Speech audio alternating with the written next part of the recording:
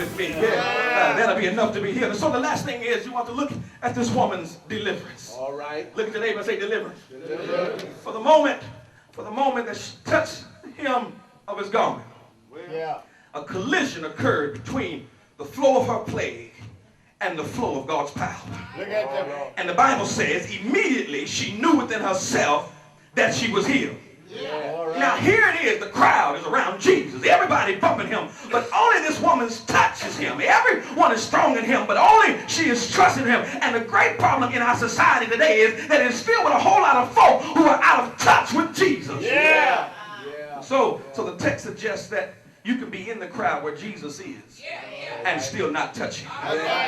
You know, I've discovered that when you touch things connected to Jesus, you still may not touch him. And you see, many of us have become satisfied with touching things connected to the Lord, though we've never ever touched, y'all ain't praying with me, never ever touched him. And so the Bible says that the moment she touched him, not only did the flow stop, but Jesus felt the touch. And so he knew that someone had touched him. I'm getting ready to get out of here. And she knew they had touched him. But Mark says, he said, who touched me? And the disciples were saying, Master, maybe you've been preaching a little too hard. Maybe you need to go lay down somewhere because you can't see all this crowd around you. And the woman started out as nobody, but the moment she touched Jesus, she became somebody. Y'all ain't praying with me in here. And that ought to be a word for somebody here this morning as I get ready to take my seat that running low on self-esteem. That ought to be a word for someone who is here with a bowed down head. That if by faith you touch him.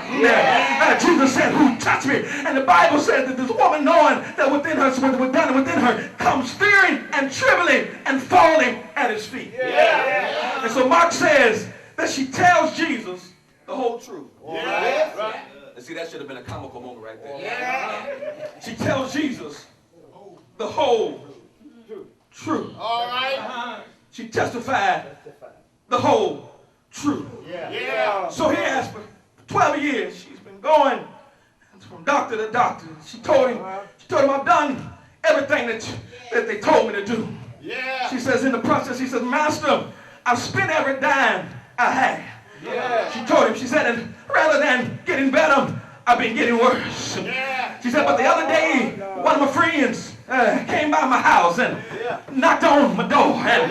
And she began to tell me some things about you. And when this morning came, she knocked on my door again. And she came and told me that you were passing through the town. And so I hurriedly got up and got myself dressed. And when I got dressed, I came slipping and sliding, pushing and shoving, praying and pressing, and elbowing my way through the crowd. And as I was coming, I was saying to myself that if I could just touch this man's clothes and master, the moment I touched the clothes, I was made whole. Look at your neighbor and say, neighbor, I was made whole. Now as I get ready to close him down, can you imagine what was going through Jay Irish's mind?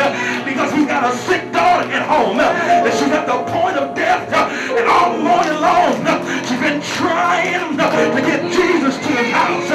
Y'all praying with me? She's been trying to get Jesus to his house, but they've been hindered and they've been hampered by the crowd. And now Jesus stops to hear this woman's testimony of this poor, unknown, broken woman. But my question tonight is, why did Jesus call for this woman's testimony? Well, I'm glad you asked me that question. He called for this woman's testimony because this woman, like so many of us, we want results without having a relationship. We want help, but we don't want him to help us. We try to steal a blessing and remain anonymous. Have I got a witness here? Oh yeah. But we don't want to have a relationship. We want to use Jesus as he's some cosmic bellhop. You know you don't give any thought to that spare time until you need it. You don't wake up every morning and check on that time. You're just happy to know that it's still there.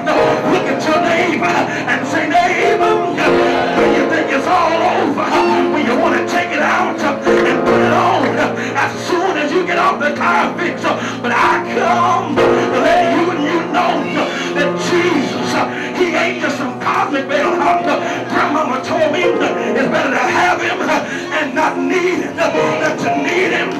might not have him. And so, I said, and so, he calls for this woman's testimony, because if you've been delivered, you ought to have a story to tell. Look at your neighbor and say, neighbor, I got a story, and it's a mighty good story. If you've been delivered, you ought to have a story to tell. You ought to have a good story where we can tell the world that he was born in Bethlehem. We can tell the world how he was reared in Nazareth. We can tell the world how he was baptized in the Jordan. We can tell the world how he performed miracles in a desert place. We